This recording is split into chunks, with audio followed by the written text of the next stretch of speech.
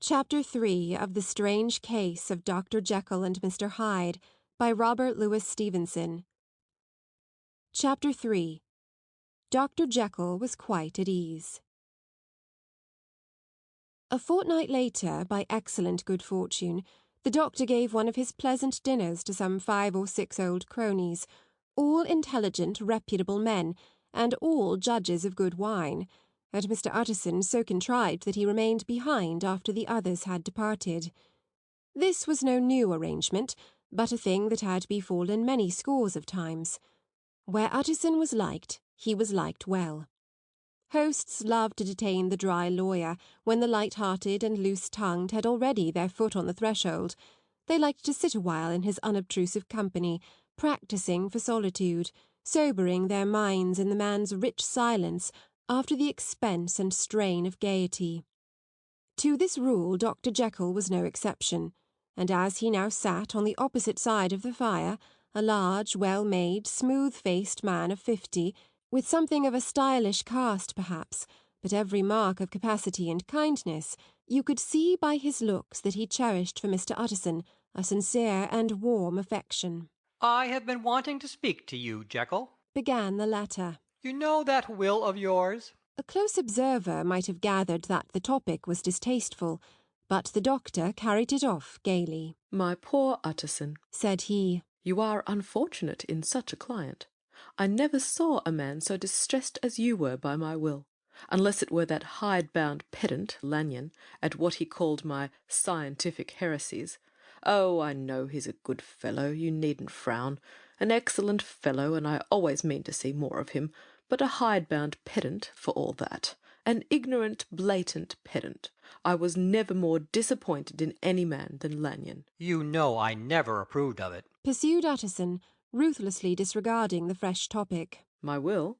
Yes, certainly, I know that," said the doctor, a trifle sharply. "You have told me so." "Well, I tell you so again," continued the lawyer. "I have been learning something of young Hyde." The large, handsome face of Dr. Jekyll grew pale to the very lips, and there came a blackness about his eyes. "I do not care to hear more," said he. "This is a matter I thought we had agreed to drop." "What I heard was abominable," said Utterson. "It can make no change. You do not understand my position," returned the doctor, with a certain incoherency of manner. "I am painfully situated, Utterson.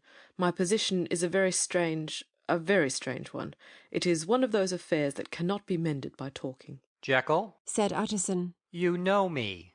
I am a man to be trusted. Make a clean breast of this in confidence, and I make no doubt I can get you out of it." "My good Utterson," said the doctor, "this is very good of you. This is downright good of you, and I cannot find words to thank you in. I believe you fully. I would trust you before any man alive, aye, before myself, if I could make the choice. But, indeed, it isn't what you fancy. It is not as bad as that. And just to put your good heart at rest, I will tell you one thing. The moment I choose, I can be rid of Mr. Hyde. I give you my hand upon that, and I thank you again and again.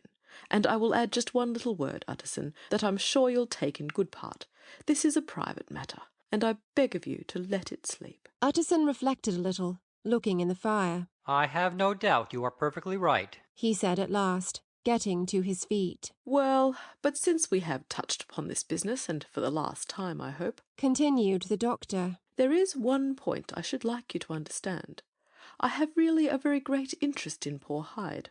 I know you have seen him, he told me so, and I fear he was rude, but I do sincerely take a very great interest in that young man. And if I am taken away, Utterson, I wish you to promise me that you will bear with him and get his rights for him.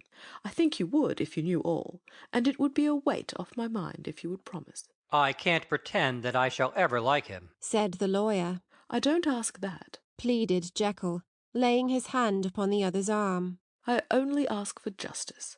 I only ask you to help him, for my sake, when I am no longer here." Utterson heaved an irrepressible sigh. "Well," said he. "I promise." End of chapter 3.